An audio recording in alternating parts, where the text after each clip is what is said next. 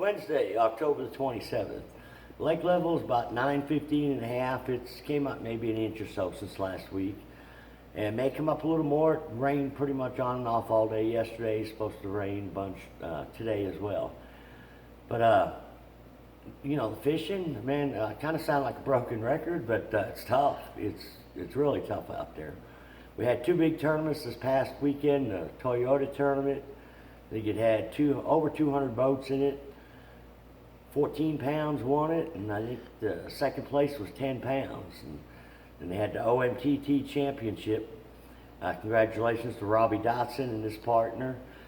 But they kind of walked away with it with like 33 pounds for 2 days. But after that, it was, I think, down around 28 pounds. And pretty much if you had a limit each day, you were going to do really well. You were going to get a check.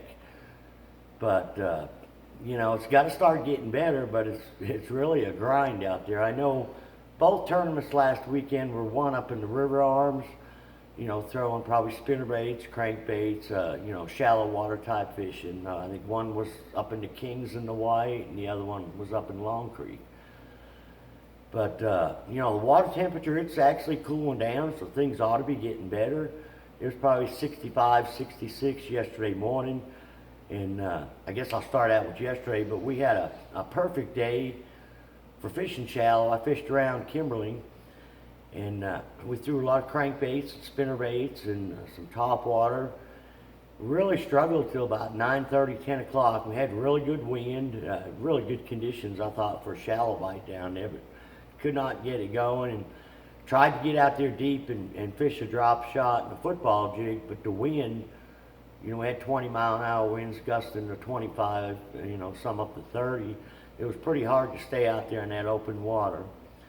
But we finally found some fish on white spoon around some deep docks. It seemed like you had to have 30, 40 feet at the ends of the docks or deeper. And the fish were suspended. Some of them were 15 to 20 feet you could see on the live scope. Some of them were down as far as 40 feet. And we also caught some out of some brush piles. But we had several keepers, some big Kentuckies.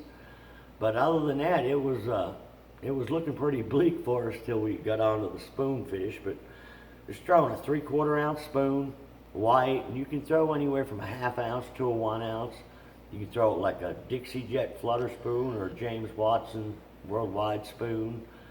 I like the slab spoon when I'm fishing down near 30 to 40 feet. It gets down there quicker.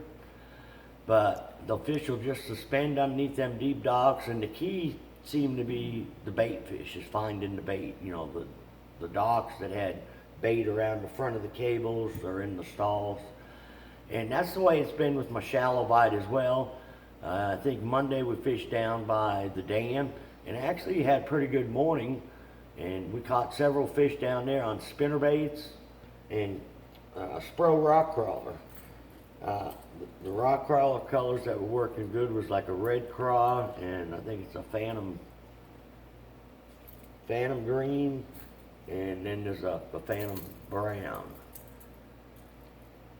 But we just started fishing main lake pockets. We put in at State Park, so we fished from State Park to Indian Point.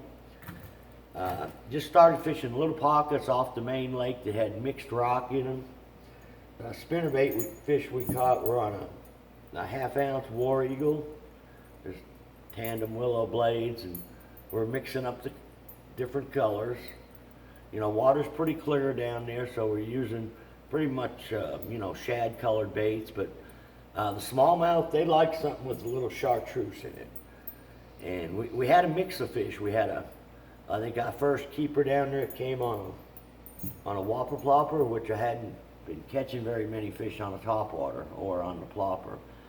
Then I think the next couple keepers came on a spinnerbait. Then I think we caught 3 more on the crankbait. But it seemed like it was over about 9:30, 10 o'clock, and then, you know, the rest of the day we really struggled. But, you know, with that water temperature cooling down, the bite's got to start getting better. You know, the deep bite's been very inconsistent, and it just doesn't seem like there's a whole lot of fish up there shallow. I mean, right now, if you can catch 5 keeper fish, you're my hero. You know, I mean, some days we've been able to do it. Other days it's really a struggle. And you know, last week I talked about catching some fish on a Little George in an underspin and stuff under the shad. I hadn't been back up in the river arm where I found those fish. I've been fishing more down lake. So I think the stuff is happening a little quicker in the upper river arms because that water's getting a little cooler, you know, colder up there. It's shallower.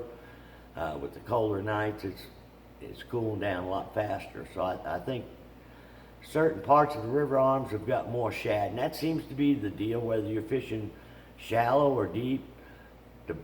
For me anyways, the bait has to be present.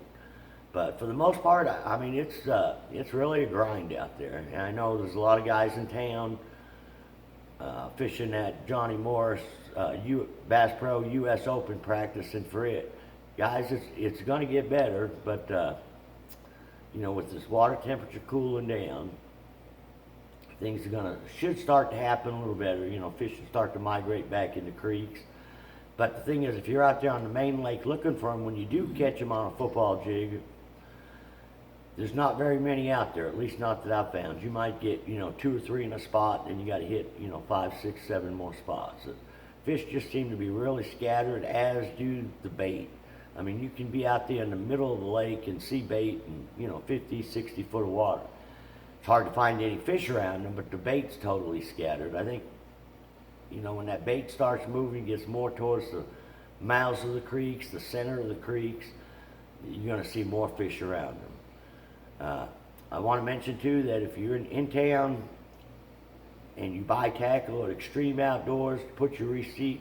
They got a little bait bucket down there.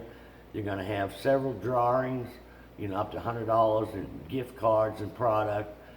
This is for the guys that are fishing the Johnny Morris Bass Pro U.S. Open. All you guys are going to be eligible. So if you're in town spending money on tackle, you just, well, put your receipt in the bucket and have a chance of winning some money or some product back. So till next week, good luck, good fishing.